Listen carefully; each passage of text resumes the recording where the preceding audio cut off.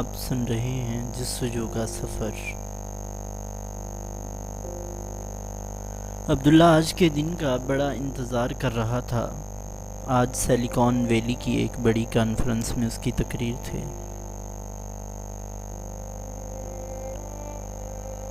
عبداللہ نے رات بھر تیاری کی اور اس کا سامنا اب دنیا کے بہترین دماغوں سے تھا۔ عبداللہ نے اپنی کمپنی کے ویژن اور سافٹ ویئر کے بارے میں بات کی اور ہجوم سے خوب داد وصول کی۔ تقریر کے بعد کئی ایک لوگ آگے بڑھے اور عبداللہ کو اپنا وزٹنگ کارڈ پکڑاتے ہوئے انویسٹمنٹ کی آفر کی۔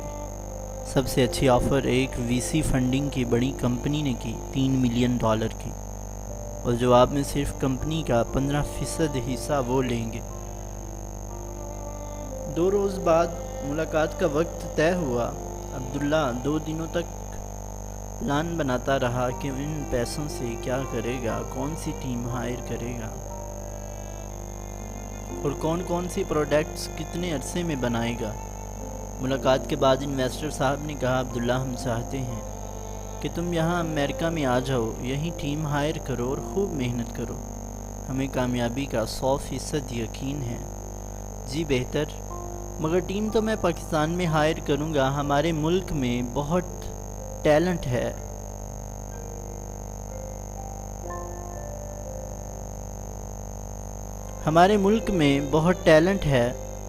عبداللہ دیکھو ممکن نہیں، پاکستان میں آئے روز دنگے فسادات، خودکش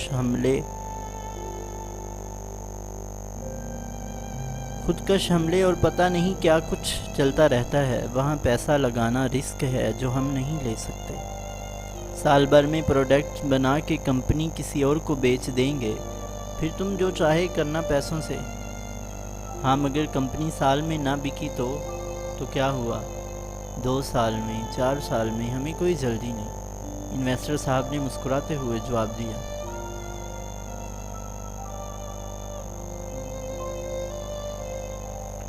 مگر ہم کمپنی بیچیں ہی کیوں نہ ہم اسے ایپل یا مائکروسافٹ بنا دیں؟ عبداللہ کے سوالوں کی پوٹلی پھر کھل گئی۔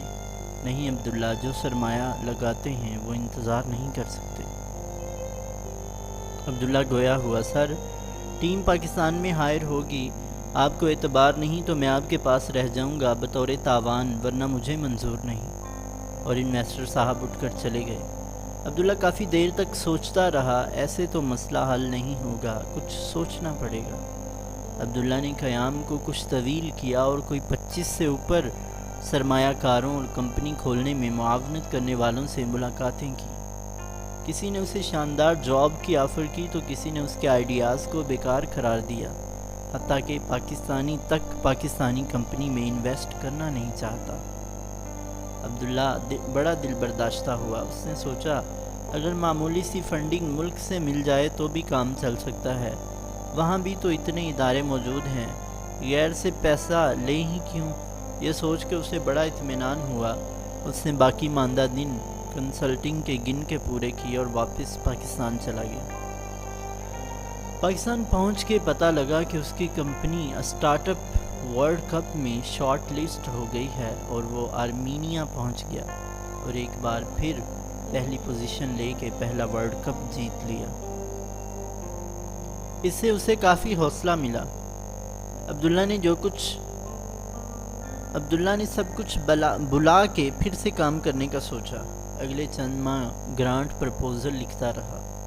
اسے پوری امید تھی کہ جن ٹیکنالوجیز پر وہ کام کر رہا ہے ان سے پاکستان کو کسی حد تک دہشت گردی سے نجات مل جائے گی۔ ڈیٹا سائنس کی ہر جگہ دھوم تھی اور عبداللہ کا اس سے متعلق تمام چھوٹی بڑی اصطلاحات پر ہاتھ صاف تھا۔ کسی کتاب میں اس نے پڑھا تھا، کسی بھی فیلڈ میں مہارت قائم کرنی ہو تو زندگی کے 10,000 گھنٹے اس میں لگا دو۔ عبداللہ کوئی 17,000 سے اوپر گھنٹے اس فیلڈ میں لگا چکا تھا۔ ایک دن امید برائی اور اسے 1 کروڑ کی گرانٹ کے لیے منتخب کر لیا گیا۔ صوبائی حکومت ویسے بھی بڑے اچھے کام کر رہی تھی اور یہ تو ویسے بھی وہ پیسے تھے جو انہیں انٹرنیشنل ڈیولپمنٹ فنڈ سے ایسے کاموں کے لیے ملے تھے۔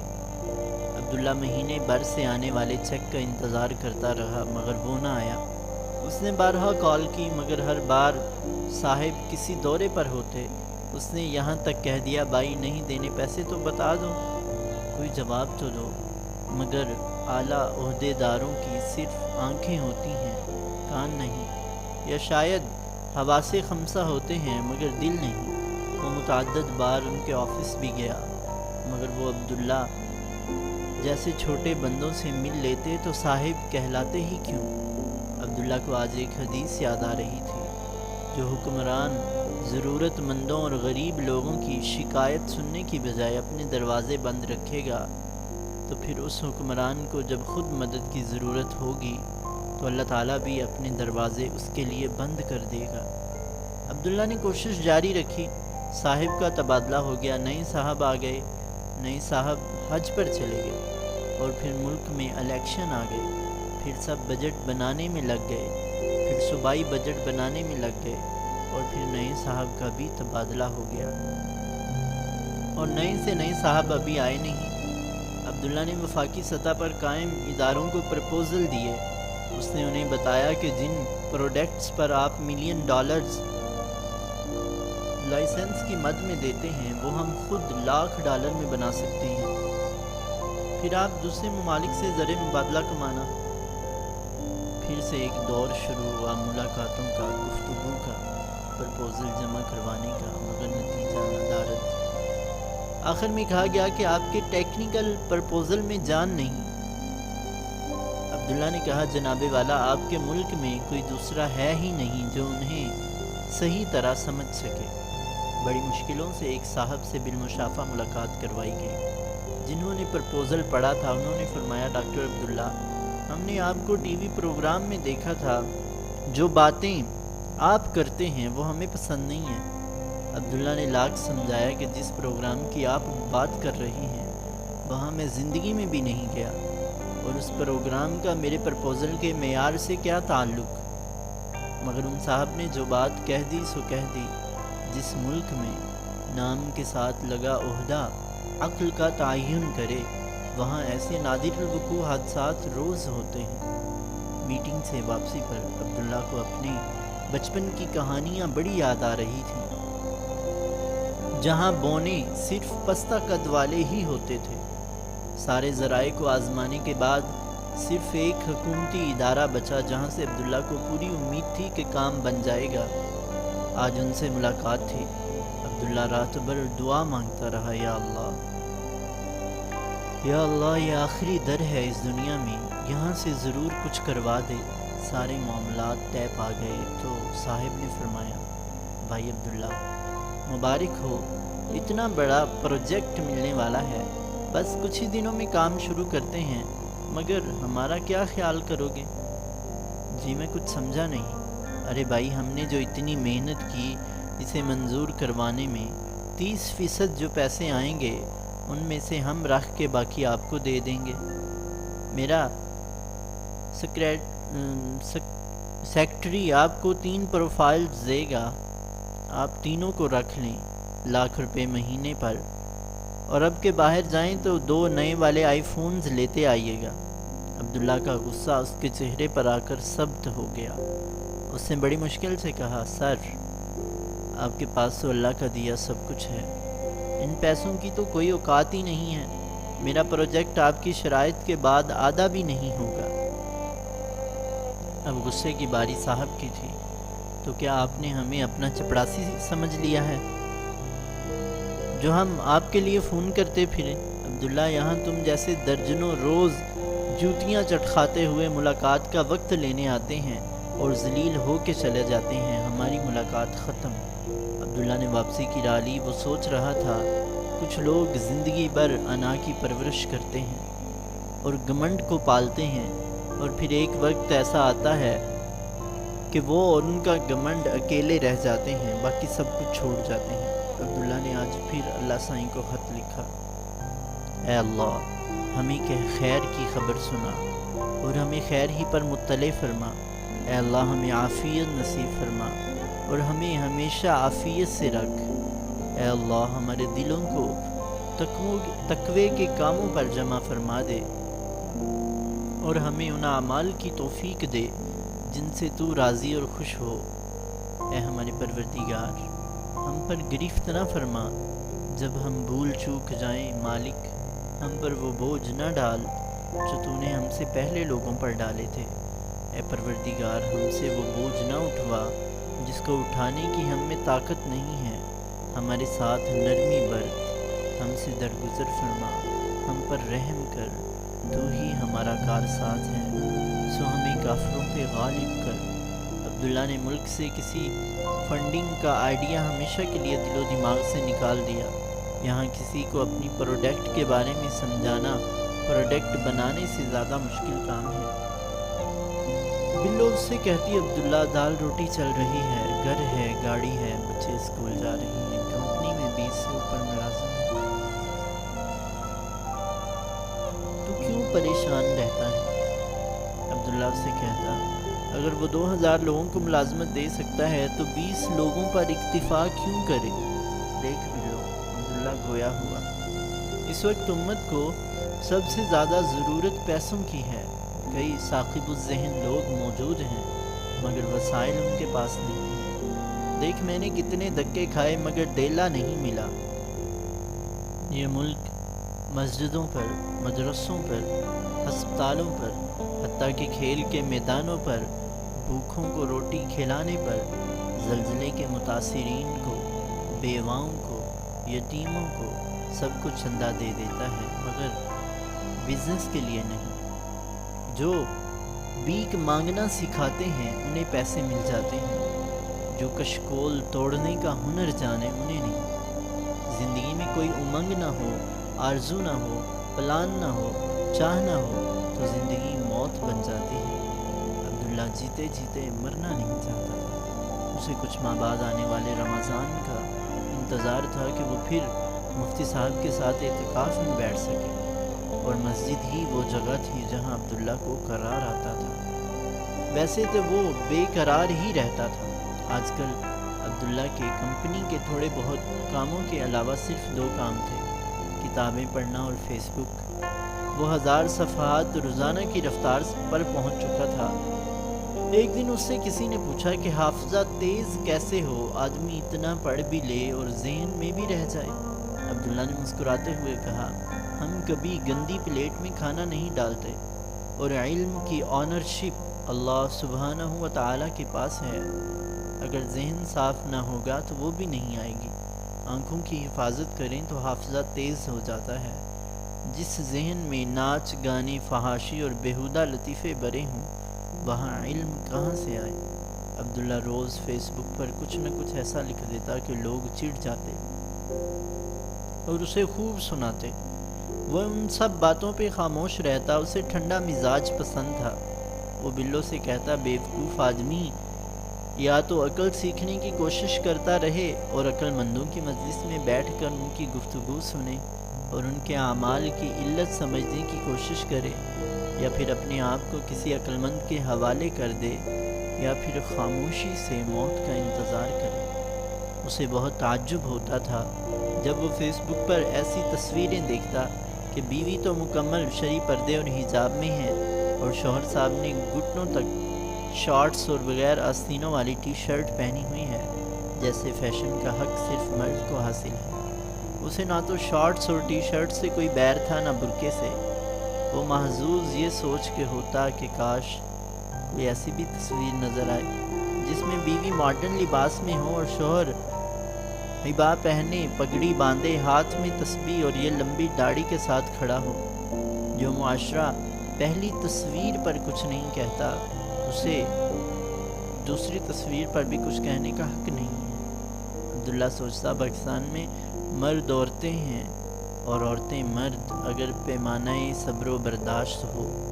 فیس بک پر اسے اب تک منافقت کی اتنی سندیں مل چکی تھیں کہ اگر کریڈٹ ٹرانسفر کا کوئی ادارہ ہوتا تو وہ پی ایچ ڈی کر چکا ہوتا، اور کچھ نہیں تو آئے روز کوئی نہ کوئی دوست میسیج بھیج دیتا، آپ کے بچوں نے فرنگی لباس پہنے ہوئے ہیں، آپ کے ہاتھ میں گلاس تھا فلاں پکچر میں، وہ تو لال رنگ کا مشروب کیا تھا، تو کبھی آپ کی اہلیہ برقع نہیں کرتی، وہ بھی جہنمی اور آپ بھی، انہیں کہتے نہیں ہیں ہمارے گھر میں یوں ہو جائے تو ہم پشتوں کے پشتے لگا دیں۔ عبداللہ ایسی باتوں پہ بڑا حیران ہوتا کہ یہ لوگ آخر چاہتے کیا ہیں، یہی کہ کسی غریب کا گھر برباد ہو جائے، بلا وجہ اپنی پاکیزگی کا ڈنڈورا پیٹتے رہتے ہیں، یہ نہیں دیکھتے کہ سامنے والے کی عمر کیا ہے، کن مسائل سے گزر رہا ہے، کن سوچوں میں مگن ہے، کون سی جنگ ہے جو ہار کے لوٹا ہے، کون سا محاذ ہے جس پہ جانا باقی ہے۔ آخر تنگ آ کر اس نے ایسے سارے نام نہاد ریڈی میڈ فتویٰ دینے والوں دوستوں سے جان چھڑائی۔ فتویٰ نہ ہوا ٹیپ ہو گئی، جہاں چاہو چپکا دو۔ صحابہ کرام رضوان اللہ تعالی علیہم اجمعین کے دور میں کل 142 لوگ تھے جو فتویٰ دیتے تھے اور 20 عورتیں۔ ہمارے محلے میں کوئی 162 نکل آئیں گے۔ عورت کو پاؤں کی جوتی بنا کر رکھو، کیوں بھائی؟ لے کر ہی کیوں آتے ہو کسی غریب کو اگر ایسے ہی ارادے ہیں؟ مرد پیسہ لاتا ہے، کماتا ہے، تو کیا وہ مالک ہو گیا جسم کا، سوچ کا، ارادوں کا، روح کا، گماں کا، امکان کا؟ مرد پیسے لاتا ہے مگر بچے پیسے نہیں کھاتے، مرد پیسے لاتا ہے مگر بچے پیسوں پہ نہیں سوتے، مرد پیسے لاتا ہے مگر پیسوں سے راحت نہیں ملتی، نہ خوشی ملتی ہے نہ اطمینان۔ ان پیسوں کو کھانا عورت بناتی ہے، ان پیسوں کو گھر، خوشی، اطمینان، سکون اور بستر عورت بناتی ہے۔ آپ کا نام نہاد مرد تو روز آفس سے گالیاں، غیبت، بہتان، جھوٹ، ظلم اور حسد کھا کے آتا ہے۔ یہ عورت ہی ہے جو اسے تسکین دیتی ہے، کھانا کھلاتی ہے، دوبارہ سے جوڑتی ہے اور صبح مرد بنا کے بیچتی ہے۔ جس اسلام نے عورت کے استحصال کے درجنوں طریقے ختم کر کے اسے نکاح کی حفاظت میں دیا، ہم مسلمان ایسے گئے گزرے ہیں کہ اسے جانور کے حقوق بھی نہ دیں۔ تف ہے ایسی مردانگی پر۔ عبداللہ کو بلوں سے بہت محبت تھی۔ زندگی میں کچھ لوگ اعراب کی مانند ہوتے ہیں، کوئی کوما تو کوئی سیمی کولون۔ خوش نصیب ہوتے ہیں وہ جن کے پاس کوئی فل اسٹاپ ہو کہ اس کے آ جانے سے زندگی رک جائے، چاہے تھوڑی دیر کو ہی صحیح۔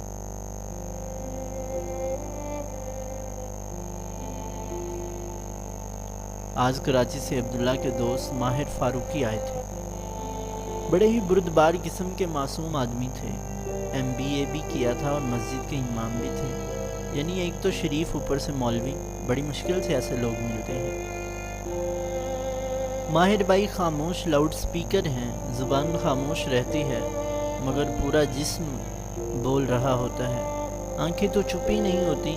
عبداللہ ان کی موجودگی میں بہت لطف اٹھاتا، وہ جتنے شرمیلی طبع کے تھے عبداللہ انہیں اتنا ہی زچ کرتا۔ ماہر بھائی سے عبداللہ نے کچھ حالات ڈسکس کیے تو انہوں نے اسے سمجھایا کہ کراچی میں ان کے شیخ ہیں، کوئی مولانا صاحب، ان سے ملاقات کر لو۔ عبداللہ نے سوچا، لو جی ایک اور آیا، پھر مریدوں کا جمگٹا، پھر لائن میں انتظار اور پھر وعدے وعیدیں۔ عبداللہ نے ماہر بھائی کو صاف منع کر دیا کہ وہ نہیں کرے گا بات۔ ماہر بھائی بضد رہے، آخر پہلے فون پر بات کرنے کی حامی بری۔ ماہر بھائی نے فون لگا کر عبداللہ کے ہاتھ میں دے دیا۔ السلام علیکم ورحمۃ اللہ وبرکاتہ۔ عبداللہ کو ایک مدھم ٹھہری ہوئی محبت بری آواز سنائی دی۔ عبداللہ نے دل میں سوچا، یہ تو بڑے ماہر ہیں، اب دام سے کون نکلے۔ اس نے بیچارے مولوی صاحب کو خوب سنائی کہ اس کی زندگی کا امیچور ان کے بھائی بندوں کی وجہ سے بنا ہے۔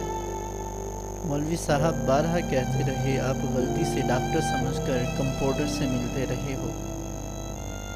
آخر میں انہوں نے کہا، بھائی آ کیوں نہیں جاتے ملنے اگر اتنے ہی مسئلے ہیں؟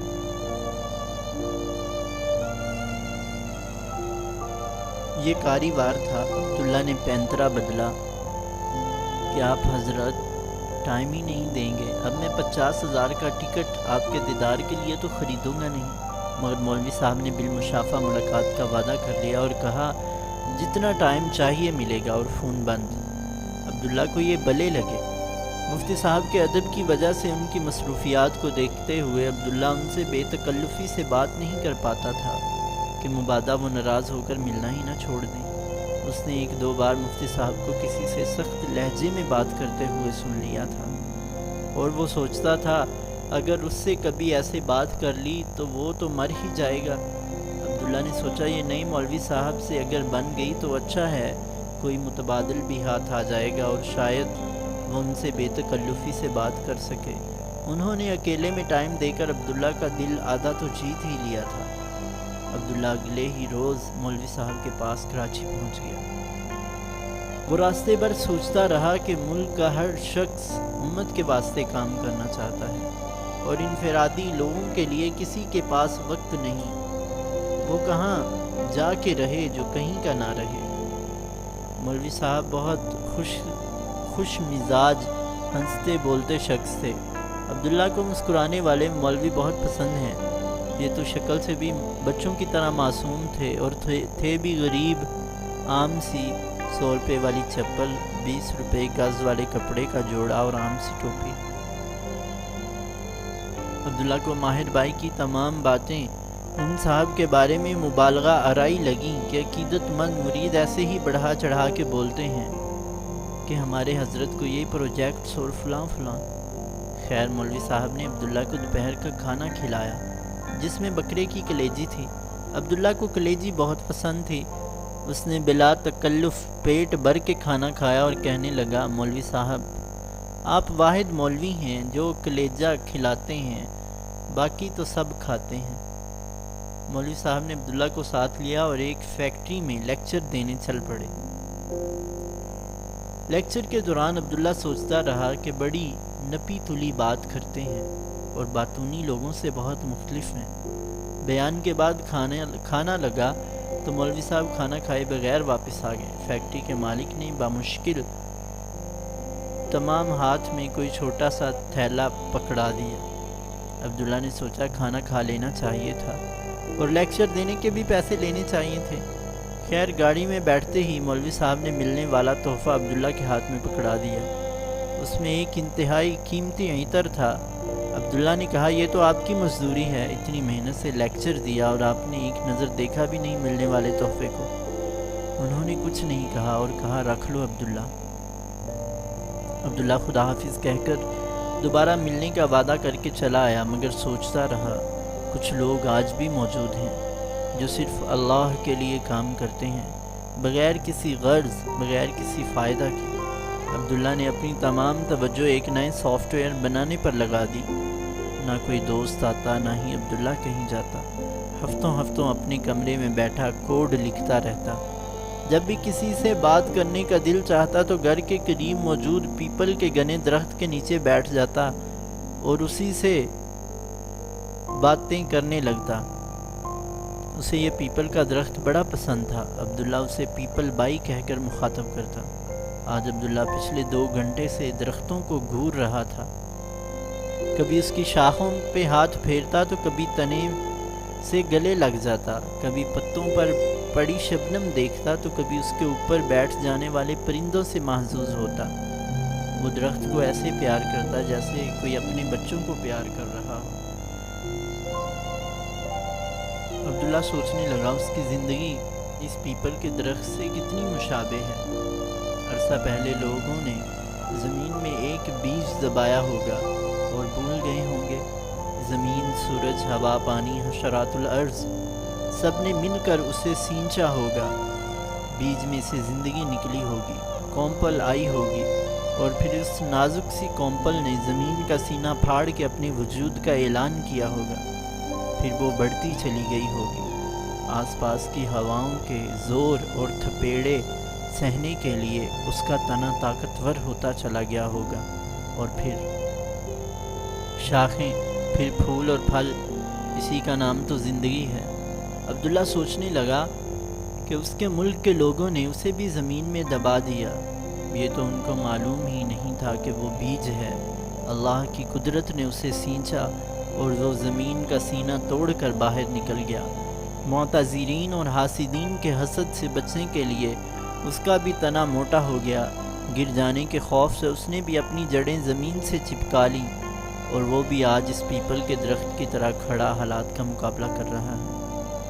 عبداللہ نے باٹنی میں پڑھا تھا کہ یہ درخت بھی دیکھتے ہیں، الٹرا وائلٹ لائٹ سے انہیں بھی پتہ چلتا ہے کہ بندے نے کپڑے کس رنگ کے پہنے ہیں۔ اگر کوئی اور پودا ان کی روشنی روک لے تو یہ مخالف سمت میں بڑھنا شروع کر دیتے ہیں۔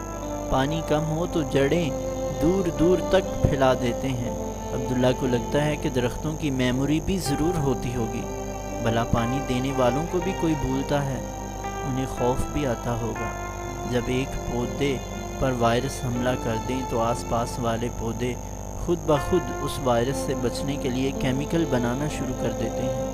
عبداللہ سوچتا یہ درخت بھی ذکر کرتے ہوں گے اور دعا مانگتے ہوں گے، مجھے ان کی دعاؤں میں ضرور شامل ہونا چاہیے۔ وہ سوچنے لگا کہ اسے درختوں سے سیکھنا چاہیے، باقی مخلوق کے برعکس یہ اپنے حالات اور ماحول تبدیل نہیں کر سکتے۔ حالات سازگار ہوں نہ ہوں، پرندے کوچ کر جاتے ہیں، انسان نقل مکانی کر جاتے ہیں، مگر درخت یہ تو کہیں نہیں جاتے، انہیں تو ہمیشہ اسی جگہ پر ثابت قدم رہنا ہوتا ہے اور مرتے دم تک حالات کا مقابلہ کرنا ہوتا ہے۔ انسان کو صبر درختوں سے سیکھنا چاہیے۔ یہ درخت بھی انسانوں سے بازی لے گئے۔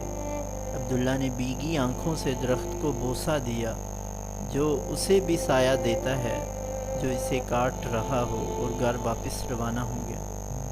عبداللہ کی قوت مشاہدہ روز بروز تیز ہوتی جا رہی تھی۔ وہ ہر بات کے پیچھے ہونے والے سبب کو محسوس کرنے لگا تھا۔ اس کے سامنے چیزیں اپنی وقعت، اپنا رنگ، اپنا روپ سب کھو دیتی تھیں۔ وہ ٹوٹے ہوئے برتنوں سے لے کر شہد کی مکھی تک، اور پانی کے مٹکوں سے لے کر بارش کی بوندوں تک سے علم کشید کرنے لگا تھا۔ وہ سوچنے لگا تھا کہ غیر اللہ کی محبت بھی ایک جان لیوا مرض ہے جس کا علاج تصوف کرتا ہے۔